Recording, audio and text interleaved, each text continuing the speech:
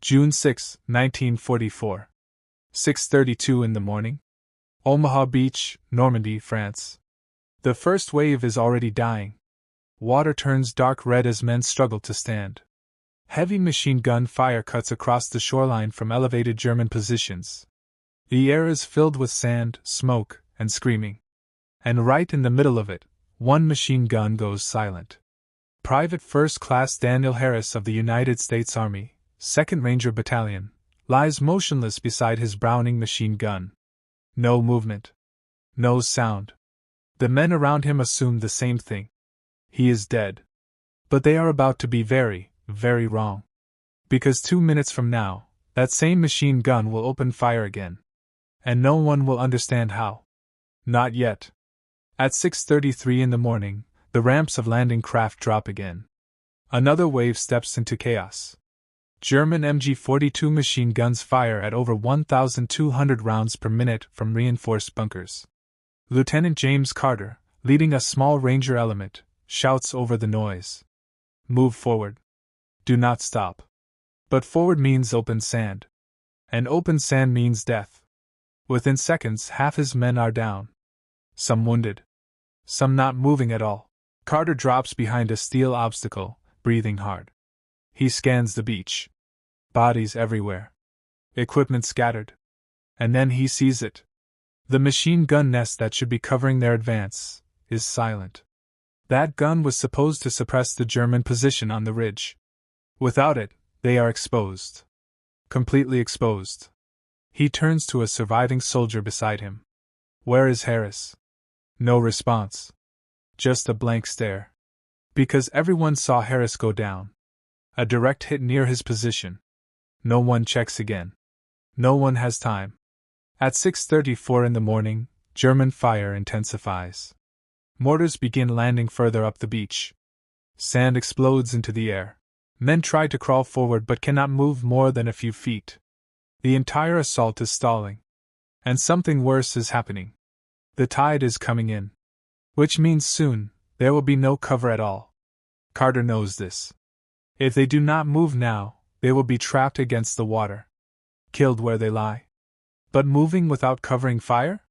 That is suicide. Then something changes. A single burst of machine gun fire cuts through the chaos.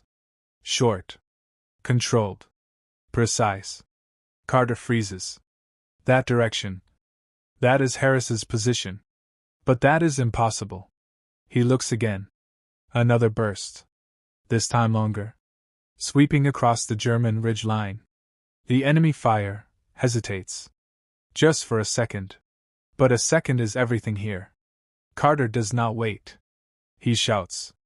Move now. The Rangers begin crawling forward, using that brief suppression. Every inch gained feels impossible. But the gun keeps firing. Again. And again. But something is wrong. The rhythm is uneven. Slower than before. Almost strained. At 6:36 in the morning, we shift perspective.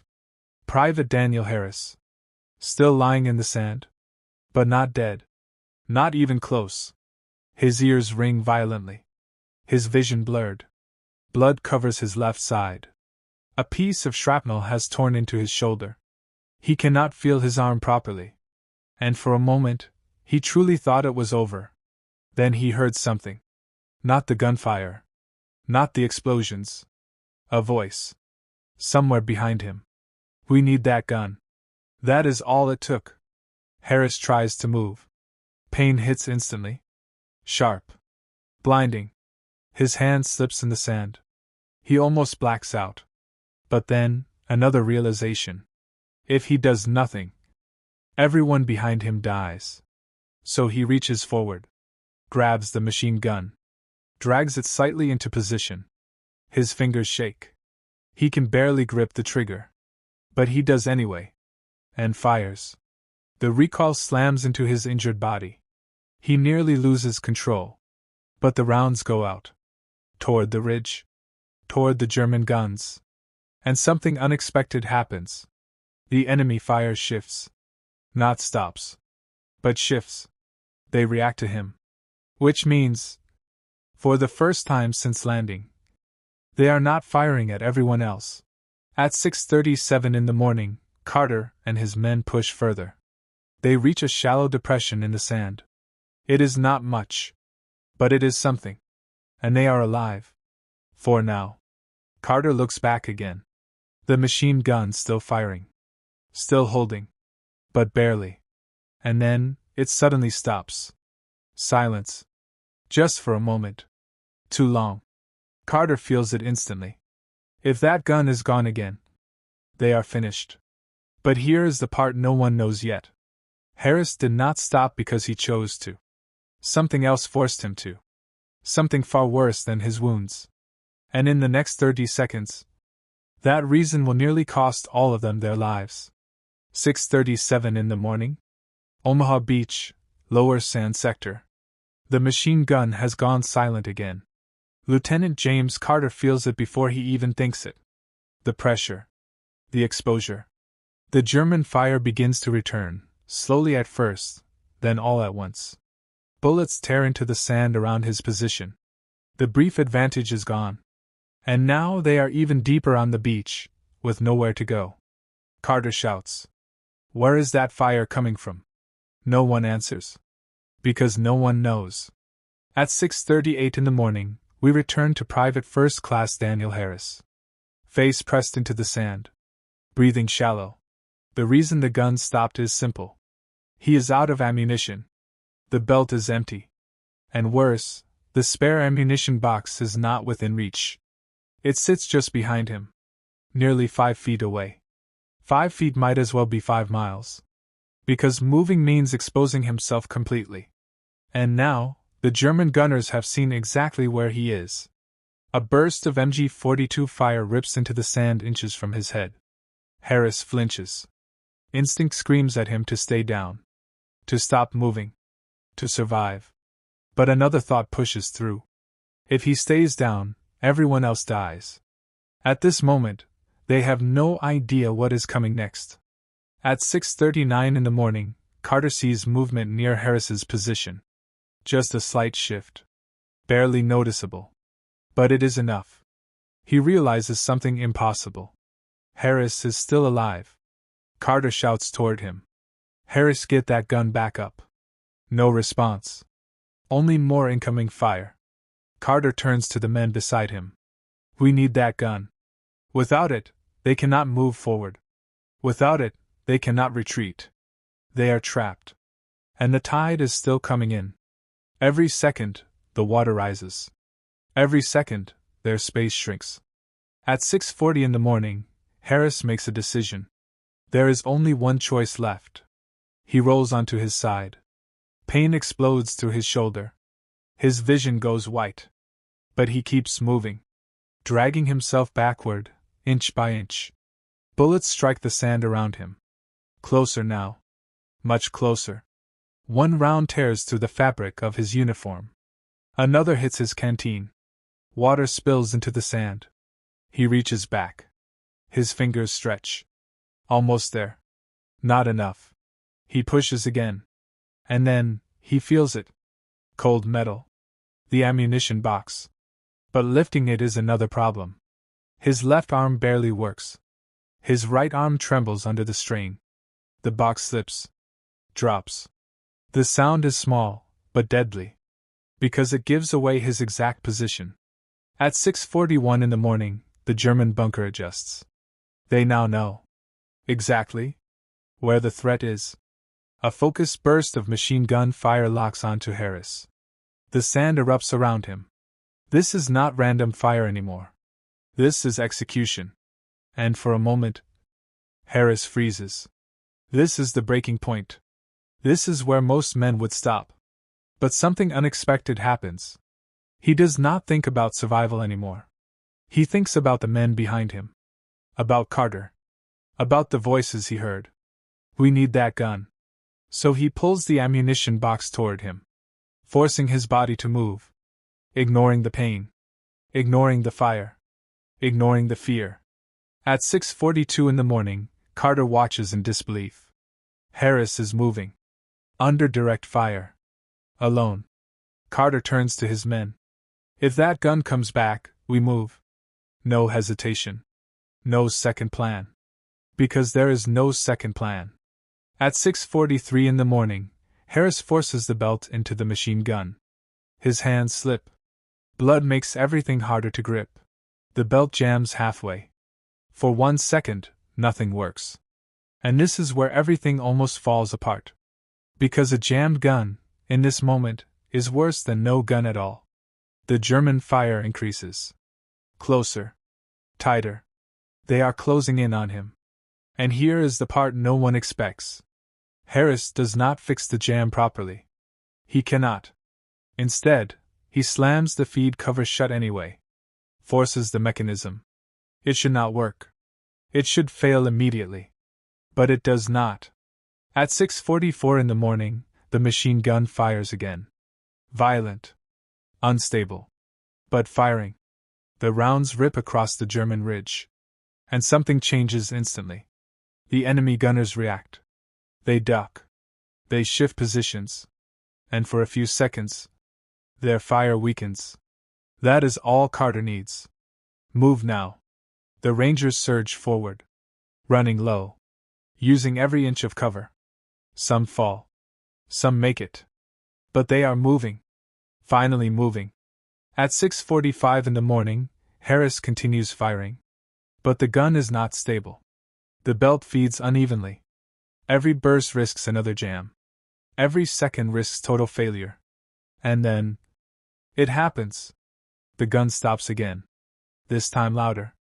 A hard metallic snap. The belt has torn. Now there is nothing left. No ammunition ready. No immediate way to reload. And worse.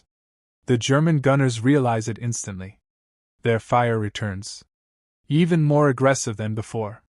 Because now, they know. That threat is gone. Or at least, they think it is. At 6:46 in the morning, Carter and his men are halfway to the base of the ridge. But they are exposed again. Pinned. Closer than before, but still not safe. Carter looks forward. Then back. Then forward again. And realizes something critical.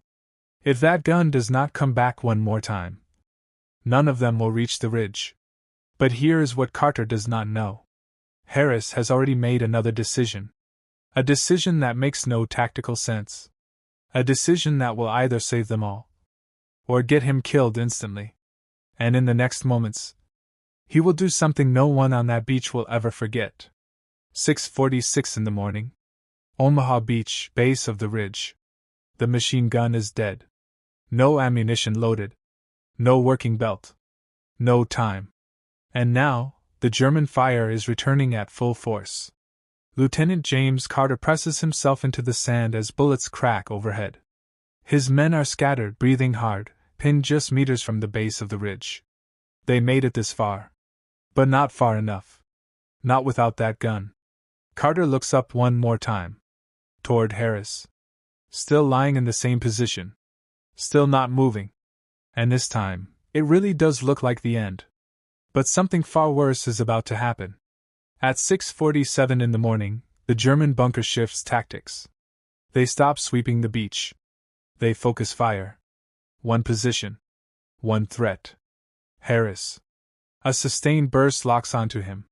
Sand erupts in a straight line, walking closer. Closer. Closer. This is execution fire. And Harris knows it. He cannot reload in time. He cannot move fast enough. So he makes a decision that no training manual ever teaches. He abandons the machine gun. And reaches for something else. At first, it makes no sense. Even Carter does not understand what he is seeing. Harris pulls a sidearm. A standard issue M1911 pistol. Against a fortified German position. Against machine guns. It is almost pointless. Almost. At 6:48 in the morning, Harris rolls onto his back. Fully exposed. No cover. No protection. The German gunners adjust instantly. Their aim tightens. This should be the moment he dies. But instead, he fires. One shot. Then another. Then another. Not at random. At the bunker opening. At the exact point where the muzzle flashes appear. It does not suppress the enemy. It cannot. But it does something else. Something unexpected. It distracts them. For just a second. And on this battlefield, a second is everything. Carter sees it. That tiny hesitation. That shift. And he realizes what Harris is doing. He is drawing their fire. Alone. Carter turns to his men. This is it. Move. No hesitation now.